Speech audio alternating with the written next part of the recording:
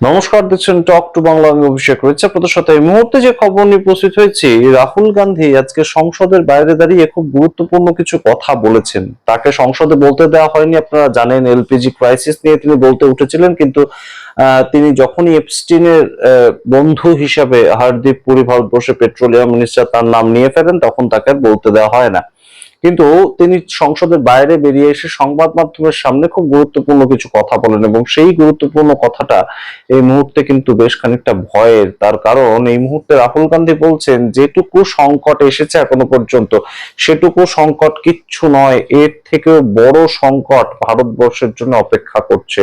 এবং সেই সংকটের যে একটা রীতিমতন স্বীকার করার পদ্ধতি, সেটাও কিন্তু আমরা দেখেছি দেশের প্রধানমন্ত্রীকে স্বীকার করতে। দেশের প্রধানমন্ত্রী তিনি একটি জনসভা থেকে হঠাৎ করেই আজই বলে উঠেছেন যে আমরা যেমন ভাবে কোভিড মহামারীকে সামলে ফেলেছিলাম, ঠিক তেমন ভাবেই আমরা এই সংকটটাও কাটিয়ে উঠবো।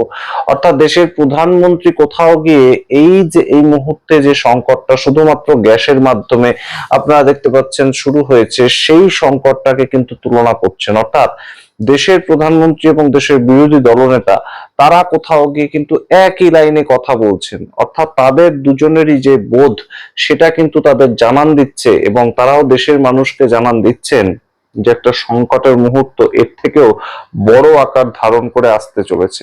তার কারণ দেশ এই মুহূর্তে, সারা পৃথিবী এই মুহূর্তে আনস্টেবল জায়গায় দাঁড়িয়ে আছে। কি বললেন রাহুল গান্ধী সমস্তটা আপনাদের বলবো, কি বললেন দেশের প্রধানমন্ত্রী আপনাদের বলবো, এবং তার সঙ্গেও গুরুত্বপূর্ণ যেটা, অরবিন্দ কেজরিওয়াল, যিনি সবে মাত্র একটা কেস থেকে বেরিয়ে এসেছেন, তার হাতে হয়তো ক্ষমতা নেই, তিনি রাজ্যের মুখ্যমন্ত্রী নন, কিন্তু তিনি যে কথাটা বলছেন আরো তাৎপর্যপূর্ণ। 1 কোটির বেশি মানুষের চাকরি যেতে চলেছে এই সংকট যেটা চলছে বর্তমানে, সেই সংকটের কারণে আগামী দিনে 1 কোটি মানুষের চাকরি যেতে চলেছে আগামী 1 থেকে 2 মাসের মধ্যে। কোথা থেকে কি পরিস্থিতি তৈরি হচ্ছে, কেন দেশের বড় বড় নেতারা এই ধরনের একদম সংকটের মুহূর্ত বলছেন, মহামারীর সঙ্গে তুলনা করছেন, বলবো আপনাদের ব্যাখ্যা করে। অবশ্যই শেষ অবধি দেখুন এই ভিডিও, অত্যন্ত তাৎপর্যপূর্ণ প্রেক্ষাপট। আপনারা জানেন এই মুহূর্তে ইরান এবং ইসরায়েলের যুদ্ধটাকে আমেরিকা নিজেদের হাতে নিয়ে সম্পূর্ণ বিষয়টাকে আরো বিস্তৃত করেছে, এবং এই মুহূর্তে যে জায়গাটা রাহুল গান্ধী এমফাসিস করছেন, রাহুল গান্ধী বলছেন যে এই সময়টা সম্পূর্ণ কিন্তু একটা টাফ সময়। তিনি বলছেন, coat unquote, I can see that the tough time is coming. PM is not working as the PM of India. He is trapped. তাকে ট্র্যাপ করা হয়েছে। এছাড়াও তিনি কি বলছেন, তিনি বলছেন দুনিয়া খুব দ্রুত গতিতে বদলাচ্ছে, সংকট আমাদের দরজায় এসে পৌঁছেছে। যদি সরকার এখনই তাৎক্ষণিক রূপে ব্যবস্থা না নেয়, তাহলে এলপিজি, পেট্রোল এবং ডিজেল কোটি কোটি ভারতীয় পরিবারের জন্য বিশাল বড় সমস্যা হয়ে দাঁড়াবে। তারপর তিনি বলছেন, সত্যি কথা খুব স্পষ্ট, কম্প্রোমাইজ প্রধানমন্ত্রী মোদিজি ভারতবর্ষের এনার্জি সিকিউরিটির সঙ্গে সমঝোতা করে দিয়েছেন। সমঝোতা বলতে তিনি অ্যাডজাস্ট করে ফেলেছেন ভারতবর্ষের যে এনার্জি সিকিউরিটি, তার সঙ্গে ভারতবর্ষের দেশের প্রধানমন্ত্রী কোথাও গিয়ে কম্প্রোমাইজড হয়ে গিয়েছেন। তারপর তার বক্তব্য, দুর্বল এবং দিকহীন অর্থাৎ দিশাহীন বিদেশ নীতি দেশকে এই বিপজ্জনক পরিস্থিতিতে ঠেলে দিয়েছে।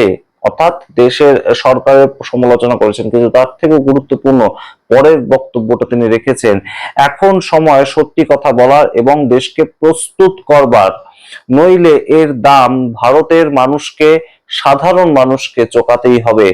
রাহুল গান্ধীর এই যে বক্তব্য অবশ্যই কিন্তু খুব তাৎপর্যপূর্ণ ভাবে উঠে এসেছে, এবং তিনি বলছেন that unstable time has come and a tough, more tough time is coming. অর্থাৎ এই মুহূর্তে যে জায়গাটা অত্যন্ত গুরুত্বপূর্ণ ভাবে স্বীকার করে নিচ্ছেন দেশের প্রধানমন্ত্রীও। তিনি কি বলছেন, তিনি বলছেন যে আমরা যেমন ভাবে করোনার সময়টাকে, করোনার মহামারীটাকে অতিক্রম করেছিলাম, ঠিক সেই রকম ভাবে আমরা এই মুহূর্তটাকেও কাটিয়ে উঠবো। দেশবাসীর কাছে নিজের পজিশনটা একটু হলেও স্পেস তৈরি করে রাখছেন। এই যে বিষয়টা তৈরি হয়েছে, এটা যে আর ডোমেস্টিক পলিটিক্সের আড়ালে আটকানো যাবে না নিজেকে, ইতিহাসের আড়ালে আটকানো যাবে না নিজেদেরকে, সেইটা বোধহয় দেশের প্রধানমন্ত্রীও মালুম করতে পারছেন। এবার আপনাদেরকে একদম সরাসরি নিয়ে যাই অরবিন্দ কেজরিওয়াল। আপনারা জানেন অত্যন্ত শিক্ষিত মানুষ, এবং রীতিমতন 10 বছর ধরে দিল্লিতে যেভাবে তিনি তার কার্যক্রম সামলেছেন, সেটা অবশ্যই বেশ খানিকটা কিন্তু